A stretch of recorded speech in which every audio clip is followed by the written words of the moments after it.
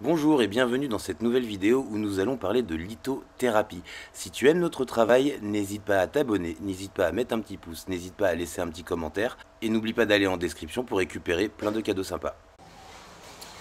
Bonjour et bienvenue dans cette nouvelle série de vidéos où nous allons parler lithothérapie, où nous allons parler pierre, où nous allons parler cristal de roche. Alors c'est une autre de mes passions, hein. Après le pendule, j'aime beaucoup les pierres. J'ai découvert les pierres en Inde où elles sont extraites dans le Maharashtra. Donc je suis allé là-bas pour voir l'extraction de certaines pierres. Et j'avoue, je suis complètement tombé amoureux de ce genre de petits artefacts naturels, d'accord? Parce que c'est vraiment, vraiment très beau. Et en fait, on va voir que ces pierres, elles sont utilisées depuis la nuit des temps pour un soin dans lequel on va utiliser des cristaux de roche. Donc on va utiliser certains cristaux de roche en fonction de leurs propriétés, en fonction de ce qu'ils envoient. Pour ma part, je pense que pour qu'elles soient efficaces, les pierres doivent être d'une certaine taille. J'utilise peu de pierres en dessous de 25-30 grammes pour le soin énergétique à l'aide de la lithothérapie. Donc ça va être des pierres, voilà, un peu comme ça, naturelles, pas polies, d'accord? Et bien souvent avec un petit dos plat de façon à pouvoir poser, clac, sur la tronche de ton consultant. Voilà, et de façon à ce que ça soit, confortable. Donc bon, là vous avez vu une améthyste magnifique, hein, elle est vraiment magnifique celle-là. Voilà, on peut se servir de ça, on peut se servir donc de n'importe quelle pierre, hein, d'opale comme ça, vous avez vu même genre, surface plane. Ça c'est la pierre que l'on trouve dans nos jardins, c'est de la tourmaline. D'accord, on voit bien les cristaux de tourmaline ici.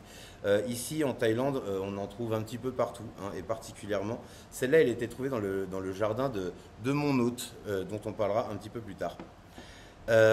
Donc voilà, je vais utiliser aussi des pierres comme ça. Alors, ça, c'est ma best. Labradorite. Alors, je ne sais pas si comment je vais pouvoir trouver un angle où vous la voilà, où vous la voyez luire. La labradorite, c'est magnifique. Elle a plein de propriétés super intéressantes. On dit que c'est la pierre des guérisseurs. Moi, je dis que c'est la pierre des sorciers. Et j'ai une histoire particulière avec cette pierre. On aura l'occasion d'en reparler. Alors, la lithothérapie, comment ça fonctionne? Eh ben, disons comme toujours pareil, hein, on est tous faits d'atomes. L'atome est une structure vibrante, pleine de vide et géométrique, d'accord? Et toute cette géométrie, en fait, toute cette géométrie qui sont contenues dans l'atome, mais aussi dans l'atome de la pierre, vont se mettre en résonance et vont libérer des fréquences qui vont être bonnes pour le corps, pour l'âme et pour l'esprit. Donc c'est une science qui n'est pas reconnue, on est bien d'accord. Comme d'habitude, ça ne substitue à aucun traitement médical, d'accord? On utilise les pierres en accompagnement. Voilà, n'allez surtout pas dire à quelqu'un t'inquiète, j'ai la pierre qui va te soigner, arrête d'aller chez le médecin. Faut pas faire ça parce que vous risquez d'avoir d'énormes problèmes, je leur dis à chaque fois. Donc voilà pour cette petite première vidéo. N'oubliez pas d'aller voir en description, hein, vous y trouverez tout un tas de petits cadeaux sympas comme d'hab. Je vous mets aussi un petit lien du travail de Tony. Donc voilà, vous avez son lien en description. Et puis si vous avez des questions, n'hésitez pas à commenter, n'hésitez pas à partager. Moi je vous dis à très bientôt pour une prochaine vidéo.